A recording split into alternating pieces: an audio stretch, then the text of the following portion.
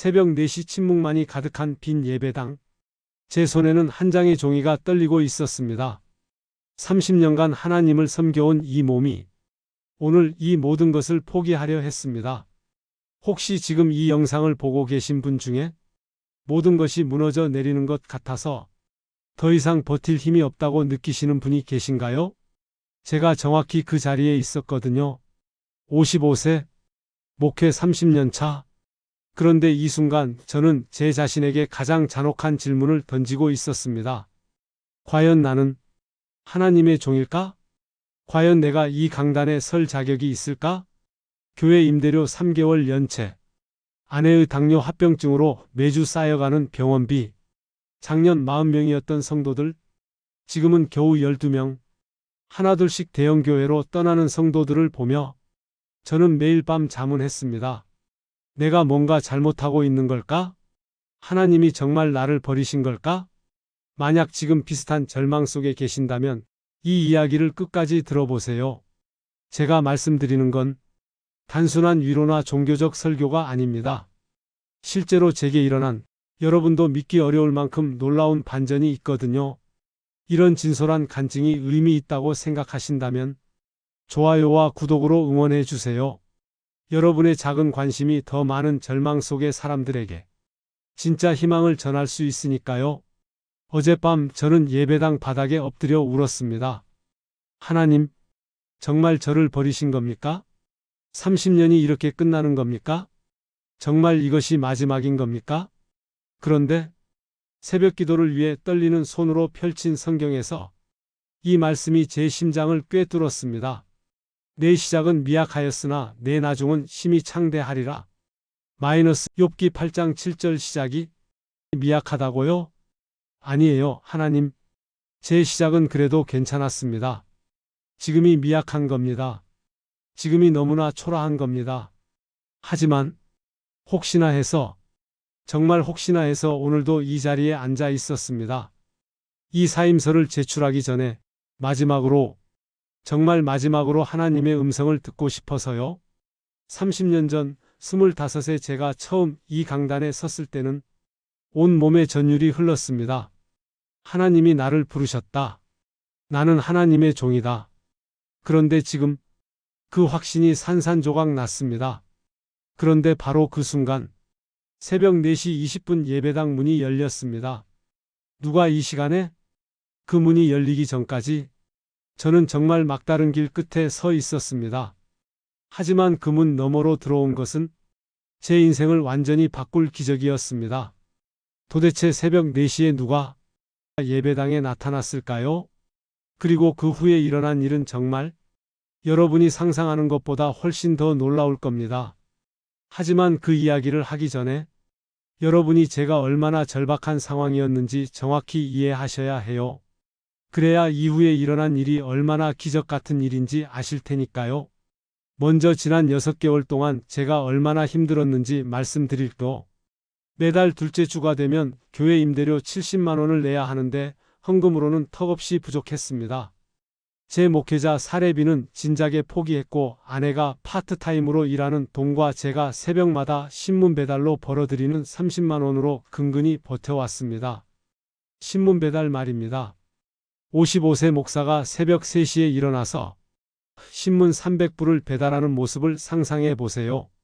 처음에는 아무도 모르게 하려고 모자를 푹 눌러쓰고 마스크까지 했습니다.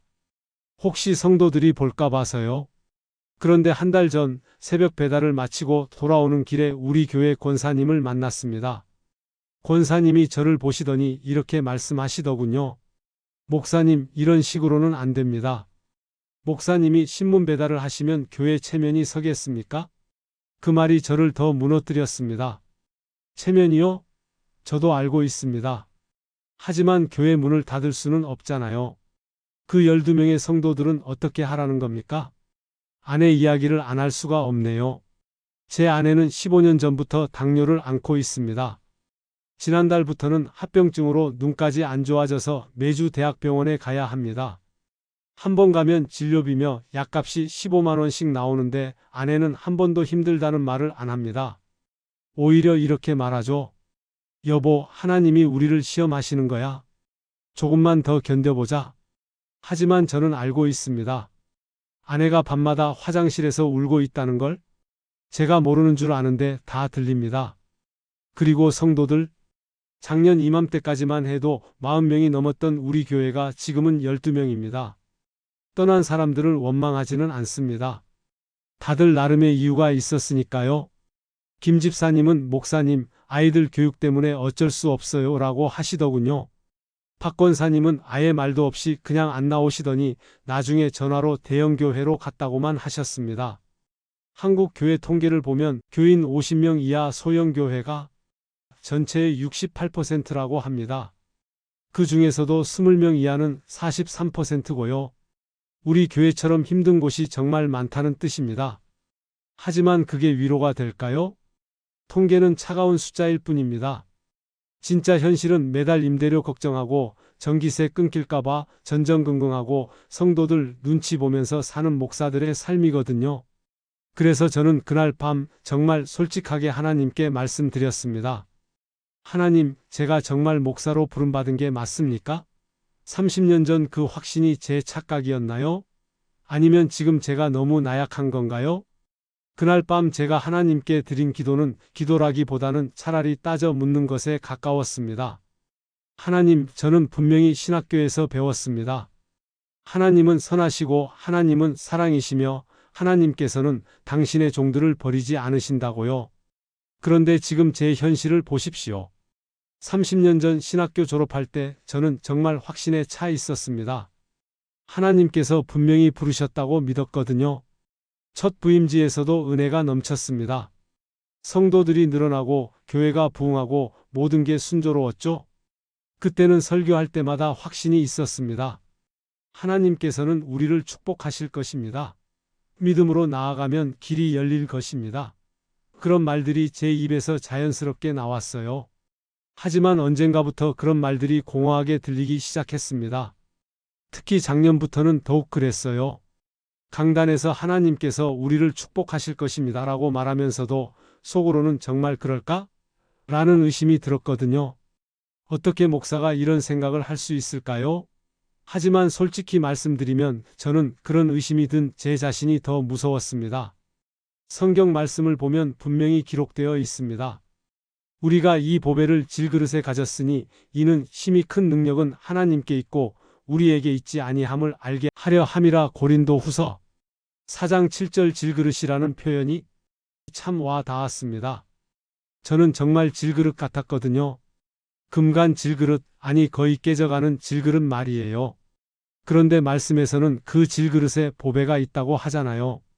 과연 제 안에 정말 보배가 있을까요? 아니면 제가 너무 깨져서 그 보배마저 새어나간 건 아닐까요? 지난 몇 달 동안 제가 가장 힘들었던 건 설교 준비 시간이었습니다. 성경을 펼쳐놓고 말씀을 묵상하려고 하면 자꾸 이런 생각이 들었어요. 이 말씀을 내가 전할 자격이 있을까? 나 같은 실패한 목사가? 때로는 설교 준비를 하다가 책상에 엎드려서 울기도 했습니다. 하나님의 말씀은 분명 살아있고 능력이 있는데 그걸 전하는 저는 왜 이렇게 무력할까요? 한국교회 목회자 번아웃 증후군에 대한 연구를 보니 목회자의 67%가 극심한 스트레스를 경험한다고 하더군요. 그중 23%는 사역을 그만두고 싶다는 생각을 자주 한다고 합니다. 저도 그 23% 안에 들어가 있었나 봅니다. 사실 가장 견디기 힘들었던 건 동료 목사들을 만날 때였습니다. 목회자 연합회 모임에 가면 다들 교회가 잘 되고 있다는 이야기만 하거든요. 우리 교회는 새 성전 건축 계획이 있어서 젊은 청년들이 많이 와서 고민이에요. 그런 이야기들을 들으면서 저는 점점 작아졌습니다. 제가 뭔가 잘못하고 있는 건 아닐까? 제 믿음이 부족한 건 아닐까? 그래서 그날 밤 저는 정말 절절하게 울면서 기도했습니다. 하나님, 정말 제가 당신의 종이 맞습니까? 아니면 제가 착각하고 살아온 겁니까? 만약 정말 저를 부르셨다면 왜 이렇게 힘들게 하시는 겁니까? 바로 그 기도를 마치고 새벽에 예배당에 나와서 사임서를 들고 앉아 있었던 겁니다. 그런데 정말 그 순간 예배당 문이 열렸습니다. 새벽 4시 20분에 예배당 문이 열릴 이유는 없었습니다. 관리사무소 직원도 아니고 새벽 기도에는 5시 30분부터인데 말이죠. 저는 깜짝 놀라서 뒤를 돌아봤습니다. 그리고 그 순간 한 여자분이 조심스럽게 들어오시는 걸 봤어요. 50대 중반쯤 되어 보이는 분이셨는데 어둠 속에서도 뭔가 이상했습니다. 걸음걸이가 너무 조심스러웠어요. 마치 자신이 여기 있으면 안 되는 사람처럼, 들키면 안 되는 사람처럼 말이죠. 제가 사임서를 황급히 주머니에 넣고 일어서서 말했습니다. 안녕하세요. 새벽 기도에는 아직 1시간 반 정도 남았는데요. 그런데 그분이 제게 천천히 다가오시더니 갑자기 무릎을 꿇고 앉으시는 거예요. 예배당 가운데 통로에서 말이에요. 그리고 이렇게 말씀하셨습니다. 목사님, 죄송합니다. 제가 너무 일찍 왔나요? 그런데 저는 지금이 아니면 올 수가 없어서요. 목소리가 많이 떨리고 있었어요. 그리고 울고 있다는 걸 알 수 있었습니다. 저는 당황해서 얼른 그분 옆으로 가서 말했어요. 일어나세요. 일어나서 의자에 앉으시죠. 무슨 일이시길래 이 시간에? 그분이 떨리는 목소리로 대답하셨습니다. 목사님, 저는 원래 이 교회 다니는 사람이 아니에요. 길 가다가 십자가가 보여서 그냥 들어왔어요. 이상한 일이었습니다. 우리 교회는 2층에 있거든요. 그냥 지나가다가 십자가를 보고 들어올 수 있는 곳이 아니에요. 게다가 새벽 4시예요. 혹시 무슨 급한 일이라도 있으시는 건가요? 그분이 고개를 끄덕이셨어요. 네, 급한 일이에요. 아주 급한 일이에요. 그리고 잠시 침묵이 흘렀습니다. 저는 그분 옆에 앉아서 기다렸어요. 뭔가 심상치 않다는 느낌이 들었거든요. 사실 목회 30년 동안 이런 경우를 몇 번 겪어봤습니다. 새벽이나 밤늦은 시간에 갑자기 찾아오시는 분들이 계세요. 대부분 인생의 절망적인 순간에 있는 분들이죠. 그런데 이분은 뭔가 달랐어요. 절망적이긴 한데 그 절망이 너무나 깊어 보였습니다. 목사님, 그분이 드디어 입을 여셨어요. 목사님, 저는 하나님이 정말 계신지 궁금해서 왔어요. 순간 제가 할 말을 잃었습니다. 왜냐하면 바로 몇 분 전까지 저 자신도 똑같은 질문을 하고 있었거든요. 하나님이 정말 계신지? 그분이 계속 말씀하셨어요. 제가 지금까지 살아온 인생을 보면 정말 하나님이 계시는 게 맞나 싶어서요. 만약 계시다면 왜 이렇게 힘들게 하실까 싶고요. 저는 그 순간 소름이 돋았습니다. 마치 제 마음속 이야기를 그분이 하고 계시는 것 같았어요. 그래서 마지막으로 한 번만 확인해 보고 싶어서 왔어요. 정말 하나님이 계시는지, 정말 저 같은 사람도 사랑하시는지. 그분이 잠시 숨을 고르시더니 더 충격적인 이야기를 꺼내셨습니다. 목사님, 사실 저는 어젯밤에 죽으려고 했어요. 제 심장이 쿵 떨어지는 것 같았습니다.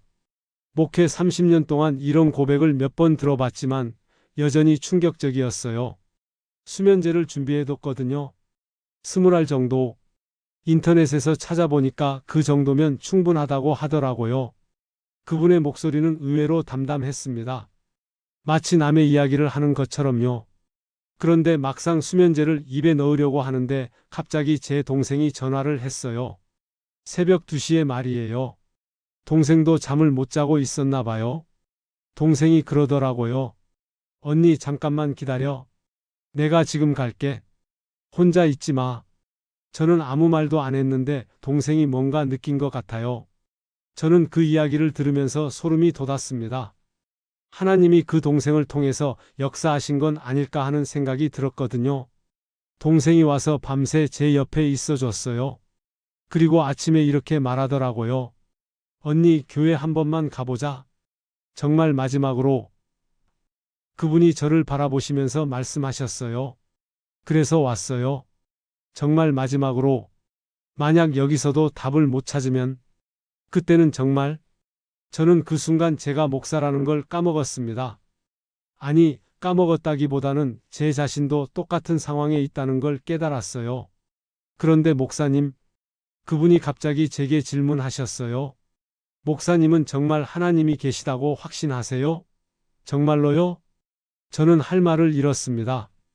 평소 같으면 자신있게 네, 물론입니다라고 대답했을 텐데 그 순간은 정말 대답할 수가 없었어요. 왜냐하면 바로 몇 분 전까지 저도 똑같은 질문을 하고 있었거든요. 목사님? 그분이 제 침묵을 이상하게 여기시는 것 같았어요. 제가 어떻게든 입을 열어야 했습니다. 하지만 거짓말을 할 수는 없었어요. 이분의 절박함 앞에서 종교적인 답변을 할 수는 없었습니다. 사실 저도 지금 그 질문 때문에 고민하고 있었어요. 그분이 놀란 표정으로 저를 바라봤습니다.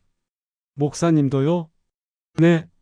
저도 지금 하나님이 정말 제 기도를 들으시는지, 정말 저를 사랑하시는지 의심하고 있었어요. 그 순간 제 주머니에서 사임서가 만져졌습니다. 하지만 그걸 꺼내 보일 수는 없었어요.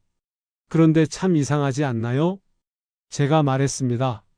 제가 하나님을 의심하고 있을 때 똑같은 질문을 가진 분이 이 시간에 찾아오시다니. 그분이 고개를 끄덕이셨어요. 정말 이상해요. 마치 우연이 아닌 것 같기도 하고, 한국 사회의 중년 여성 자살률이 OECD 1위라는 통계를 저는 알고 있었습니다. 특히 50대 여성들이 가장 힘들어한다고 하죠. 경제적 어려움, 가족 문제, 건강 악화 등이 복합적으로 작용한다고 합니다. 하지만 그 차가운 통계 앞에 지금 실제 사람이 앉아 있었어요. 어젯밤 죽으려고 했던 실제 사람이요. 목사님, 저희 둘 다 답을 찾을 수 있을까요? 그분이 간절한 눈으로 물어보셨습니다. 저는 모르겠다고 솔직히 말하고 싶었어요. 하지만 그럴 수는 없었습니다. 이분에게는 제가 마지막 희망일 수도 있거든요. 함께 찾아봐요. 제가 간신히 말했습니다. 함께 찾아봐요. 제가 그렇게 말하고 나서 잠시 침묵이 흘렀습니다. 저는 어떻게 해야 할지 정말 막막했어요. 제 자신도 답을 모르는 상황에서 어떻게 이분을 위로할 수 있을까요? 그때 제 눈에 강단 위에 놓여있던 설교 원고가 보였습니다. 오늘 아침에 전할 예정이었던, 어쩌면 마지막이 될 수도 있었던 그 설교 말이에요. 그런데 갑자기 이상한 생각이 들었어요. 지금 이 순간에 설교 원고가 필요할까? 30년 동안 써온 설교들이 정말 이분에게 도움이 될까? 저는 그분에게 말했습니다. 잠깐만 기다려 보세요. 저는 일어나서 강단으로 올라갔어요. 그리고 제가 준비했던 설교 원고를 집어들었습니다. 제목이 하나님의 축복과 은혜였어요. 그 원고를 보는 순간 저는 제 자신이 너무나 초라해 보였습니다. 하나님의 축복과 은혜라고요? 지금 제가 어떤 상황인데 그런 말을 할 수 있을까요? 저는 그 설교 원고를 조용히 덮었습니다. 그리고 성경만 들고 그분 옆으로 돌아왔어요. 목사님, 뭔가 찾으셨어요? 그분이 물어보셨어요. 아니요, 오히려 버렸어요. 버리셨다고요? 네, 제가 준비한 설교를 버렸어요. 지금 이 순간에는 제 말이 아니라 하나님의 말씀이 필요할 것 같아서요.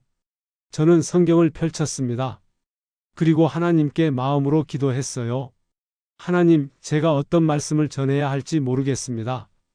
이분에게 그리고 저에게 필요한 말씀을 보여주세요. 그때 성경이 펼쳐진 곳이 마태복음이었어요. 예수님의 말씀이 제 눈에 들어왔습니다. 수고하고 무거운 짐 진 자들아, 다 내게로 오라. 내가 너희를 쉬게 하리라. 마태복음 11장 28절. 저는 그 말씀을 그분에게 읽어드렸어요. 수고하고 무거운 짐 진 자들아, 다 내게로 오라. 내가 너희를 쉬게 하리라. 그분이 그 말씀을 듣고 있었어요. 눈물이 또 흘러내리고 있었습니다. 이 말씀에서 가장 중요한 단어가 뭔지 아세요? 제가 물어봤어요. 다라는 단어예요. 다 내게로 오라고 하셨어요. 예외가 없어요. 당신도 저도 포함되어 있어요. 저는 계속 말했습니다. 저는 지금까지 30년 동안 목회하면서 많은 사람들에게 이 말씀을 전해왔어요. 하지만 오늘만큼 이 말씀이 절실하게 느껴진 적은 없었어요. 왜냐하면 저도 지금 무거운 짐을 지고 있거든요. 교회 걱정, 가족 걱정, 그리고 제 자신에 대한 의심까지. 정말 무거운 짐들이에요. 그분이 고개를 끄덕이셨어요. 그런데 이 말씀이 참 신기해요. 예수님께서는 문제를 해결해 주겠다고 하지 않으셨어요. 쉬게 하겠다고 하셨어요. 저는 그 순간 제 자신도 놀랐어요. 왜냐하면 이런 해석이 갑자기 떠올랐거든요. 평소에 설교 준비할 때도 생각해보지 못했던 관점이었어요. 쉬게 한다는 것은 혼자 짊어지고 가던 짐을 함께 져준다는 뜻일 수도 있어요. 그분이 저를 바라보면서 말씀하셨어요. 목사님 말씀이 맞는 것 같아요. 제가 지금까지 혼자 다 짊어지려고 했거든요. 그리고 잠시 후에 이렇게 말씀하셨어요. 그런데 목사님, 정말 예수님이 제 짐도 함께 져주실까요? 저 같은 사람도요? 저는 그 질문을 듣는 순간 가슴이 뜨거워지는 걸 느꼈어요. 그리고 이상하게도 확신이 들었습니다. 그럼요. 당연하죠. 제가 대답했어요. 당신이 어떤 실수를 했든 어떤 아픔을 겪고 있든 그건 중요하지 않아요. 중요한 건 예수님께서 다 내게로 오라고 하셨다는 거예요. 그때 제 마음속에서 또 다른 말씀이 떠올랐어요. 상한 갈대를 꺾지 아니하며 꺼져가는 심지를 끄지 아니하리니. 마태복음 12장 20절. 이 말씀도 들어보세요. 상한 갈대를 꺾지 아니하며 꺼져가는 심지를 끄지 아니하리니. 이것도 예수님에 대한 예언이에요.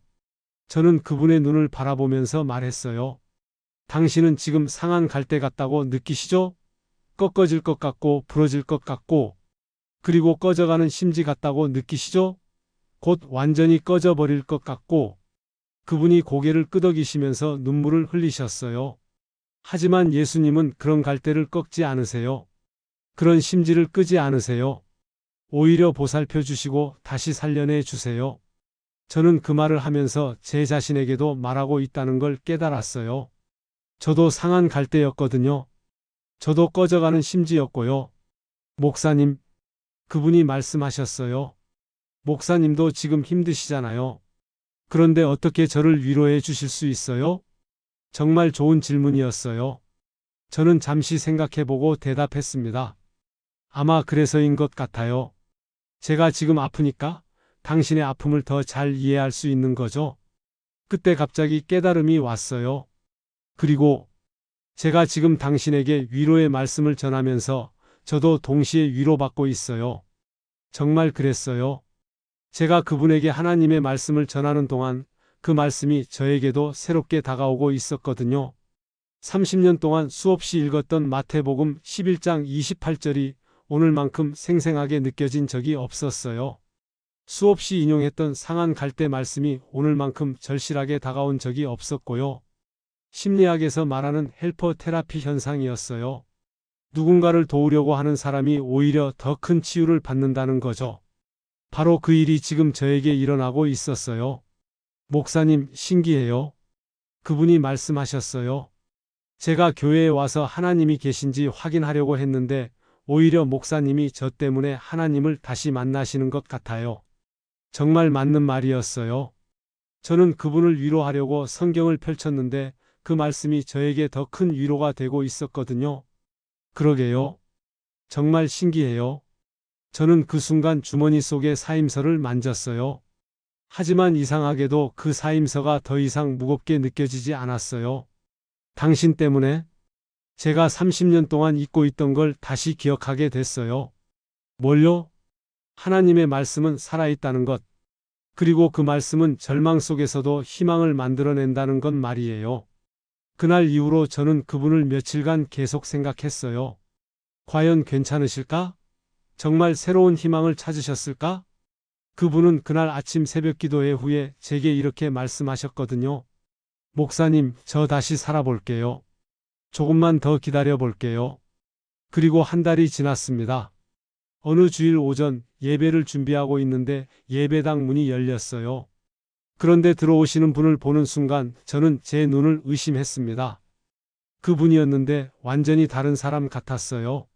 한 달 전에는 절망으로 가득했던 얼굴이 이제는 환하게 웃고 계셨거든요. 그리고 뭔가 당당해 보였어요. 걸음걸이부터가 달랐습니다. 목사님, 그분이 저를 보시더니 반갑게 인사하셨어요. 안녕하세요. 기억하세요? 한 달 전에 새벽에 왔었던. 물론 기억하죠. 어떻게 지내셨어요? 저는 정말 궁금했어요. 이렇게 밝은 모습을 보니 뭔가 좋은 일이 있었나 싶었거든요. 목사님, 제가 일을 시작했어요.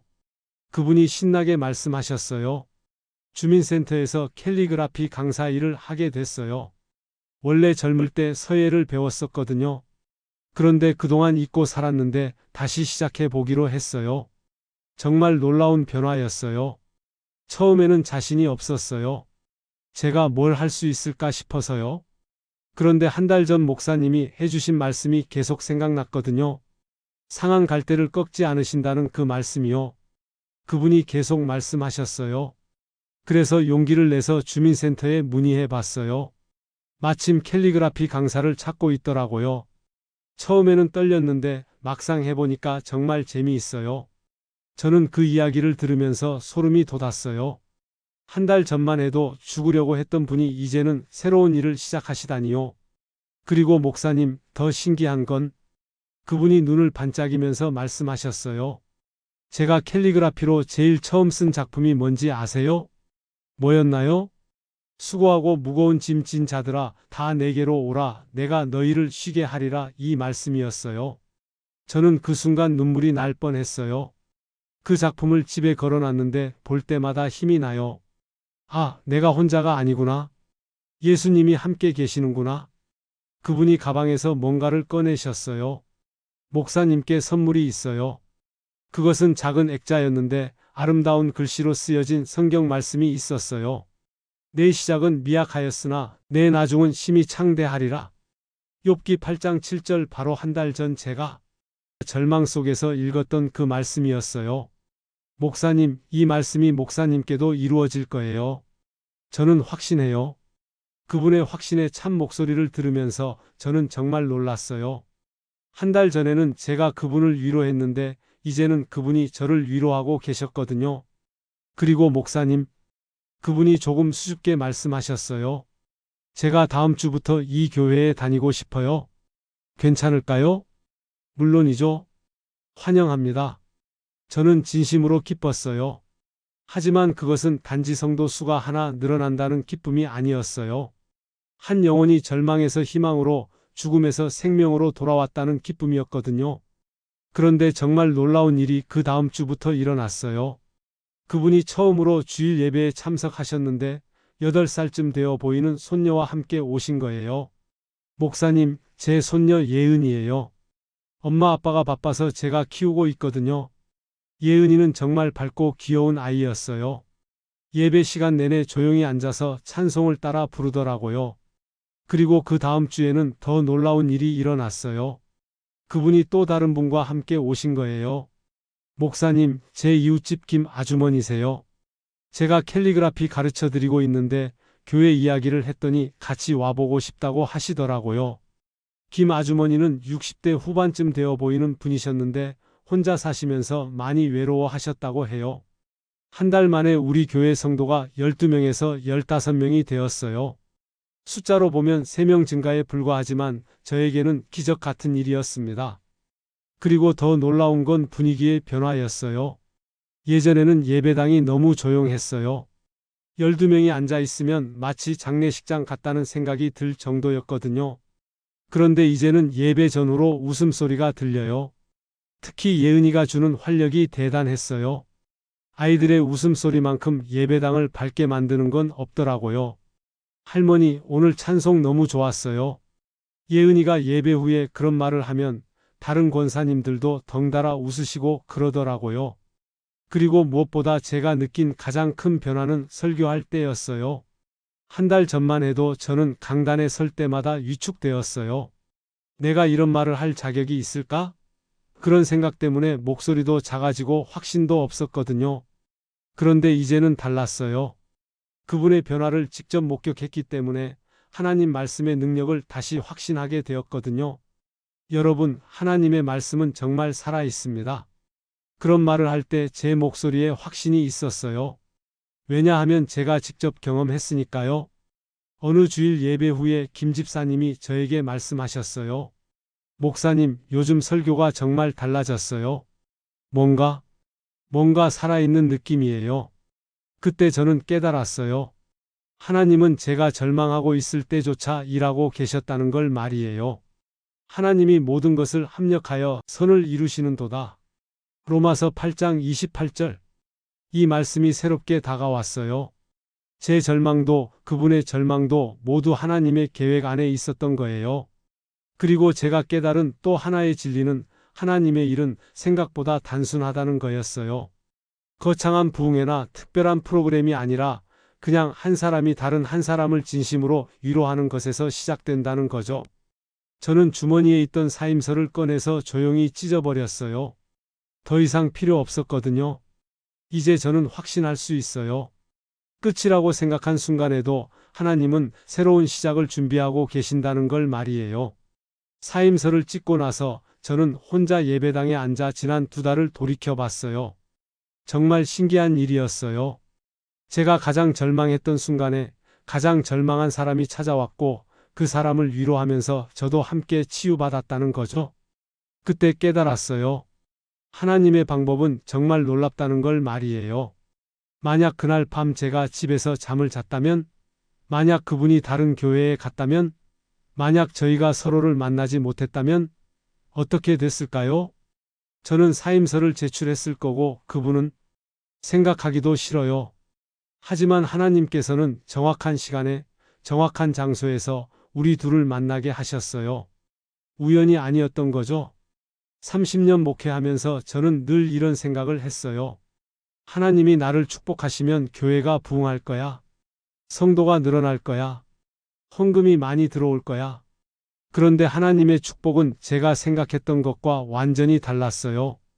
교회 숫자가 40명에서 12명으로 줄어든 건 축복이 아니라고 생각했어요. 임대료를 못 내는 건 축복이 아니라고 생각했고요. 하지만 지금 돌이켜보니 그 모든 과정이 필요했던 것 같아요. 만약 교회가 계속 잘 됐다면, 만약 제가 계속 성공적인 목사였다면 과연 그분의 마음을 이해할 수 있었을까요? 과연 그분에게 진정한 위로를 줄 수 있었을까요? 아마 불가능했을 거예요. 저는 기도하면 다 해결됩니다. 믿음으로 승리하세요 같은 종교적인 답변만 했을 거거든요. 하지만 제가 똑같이 절망해 봤기 때문에, 제가 똑같이 하나님을 의심해 봤기 때문에 그분의 마음을 정말로 이해할 수 있었어요.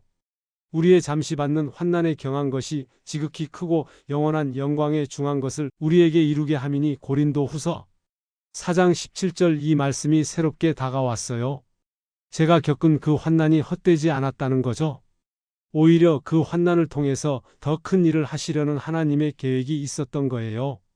그리고 제가 깨달은 또 하나는 하나님의 축복이란 게 세상이 말하는 성공과는 다르다는 거였어요.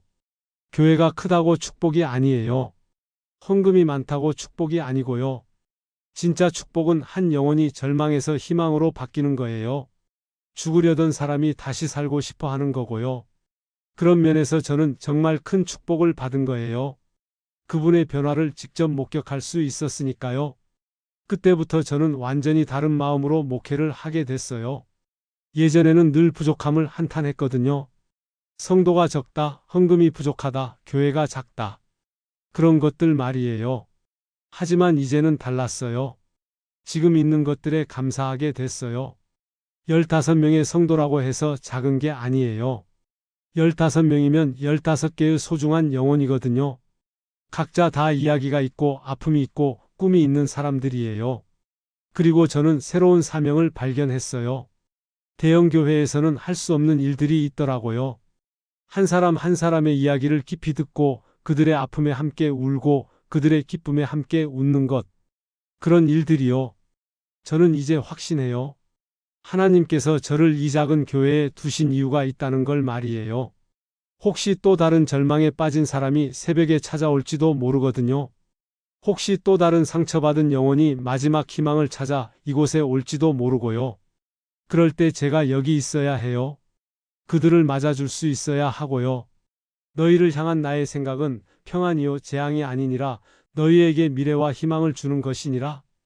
예레미야 29장 11절. 이 말씀이 정말로 제 마음에 와 닿았어요. 하나님은 정말로 우리에게 미래와 희망을 주시는 분이시더라고요. 지금도 저는 매일 아침 그 욥기 말씀을 묵상해요. 내 시작은 미약하였으나 내 나중은 심히 창대하리라. 예전에는 이 말씀을 물질적인 축복으로만 생각했어요. 교회가 커지고 성도가 늘어나는 것으로만 말이에요. 하지만 이제는 알아요. 진정한 창대함이 뭔지를 말이에요.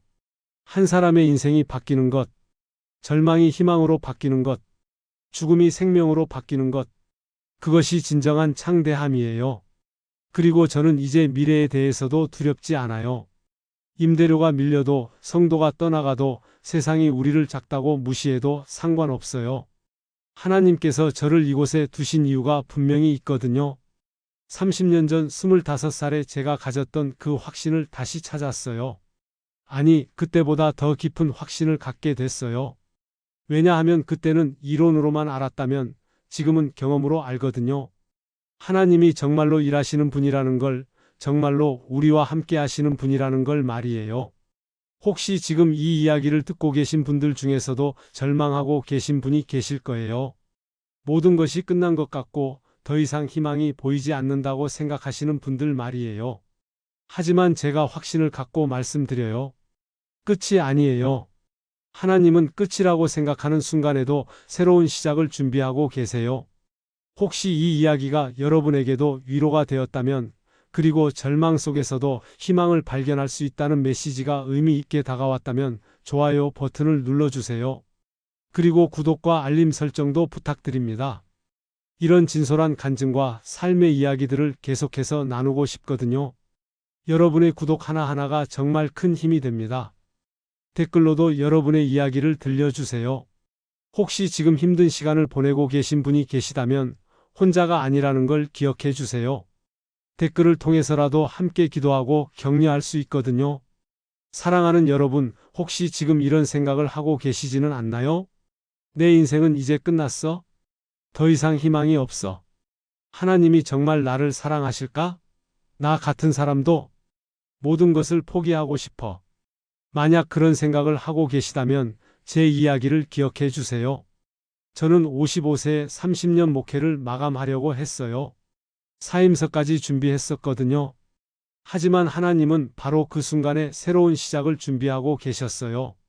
여러분의 인생도 마찬가지예요. 지금이 아무리 절망적이어도 아무리 막막해도 그것이 끝이 아니에요. 하나님께서는 여러분도 사랑하시고 여러분에게도 새로운 희망을 주시고 싶어 하세요. 때로는 우리가 가장 낮은 곳에 있을 때 하나님의 은혜가 가장 밝게 빛난다는 걸 기억하세요. 혹시 지금 누군가의 도움이 필요하시다면 주저하지 마세요. 가까운 교회든 상담센터든 전문가든 도움을 요청하세요. 그것이 부끄러운 일이 아니에요. 오히려 용기 있는 일이거든요. 그리고 혹시 주변에 힘들어하는 분이 계시다면 그분에게 이 영상을 공유해 주세요. 작은 위로의 말 한마디가 누군가에게는 생명과 같은 희망이 될 수 있거든요. 상한 갈대를 꺾지 아니하며 꺼져가는 심지를 끄지 아니하리니. 이 말씀을 기억하세요. 여러분은 상한 갈대가 아니에요. 꺼져가는 심지가 아니고요. 하나님의 사랑받는 자녀예요. 이제 이 방송을 듣고 계신 구독자 여러분, 함께 기도합시다. 어디에 계시든 저와 함께 고개를 숙이고 마음을 모아주세요. 혹시 지금 차를 운전하고 계시거나 일을 하고 계시다면 마음으로만이라도 함께 해주세요. 함께 기도하겠습니다. 사랑의 하나님 아버지, 오늘 이 간증을 통해서 당신의 놀라운 사랑과 은혜를 다시 한번 고백합니다. 절망의 순간에도 포기하지 않으시고 새로운 길을 열어주시는 하나님께 감사드립니다. 지금 이 기도를 함께 드리는 모든 분들을 축복해 주옵소서. 혹시 지금 어둠 속에서 힘들어하고 있는 분이 계시다면 그분에게 새로운 희망의 빛을 비춰 주옵소서. 절망하고 있는 분이 계시다면 당신의 사랑을 느낄 수 있게 해 주옵소서. 포기하고 싶어 하는 분이 계시다면 다시 일어설 수 있는 힘을 주옵소서. 외로워하는 분이 계시다면 당신이 함께하고 계심을 알게 해 주옵소서. 그리고 이 간증을 들은 모든 분들이 각자의 자리에서 누군가에게 희망이 되고 위로가 되고 사랑이 될 수 있게 해 주옵소서. 상한 갈대 같은 우리를 꺾지 않으시고 꺼져가는 심지 같은 우리를 끄지 않으시는 예수님의 이름으로 기도드립니다. 우리 모두의 시작은 미약할지라도 우리의 나중은 힘이 창대하게 하여 주옵소서. 이 모든 간구를 사랑하는 예수 그리스도의 이름으로 기도드립니다. 아멘. 마지막으로 한 번 더 부탁드립니다. 이런 진솔한 간증과 희망의 메시지가 더 많은 분들에게 전해질 수 있도록 구독과 좋아요, 그리고 공유 부탁드려요. 여러분의 작은 클릭 하나가 누군가에게는 큰 희망이 될 수 있습니다. 다음에도 더 좋은 간증으로 찾아뵙겠습니다. 감사합니다.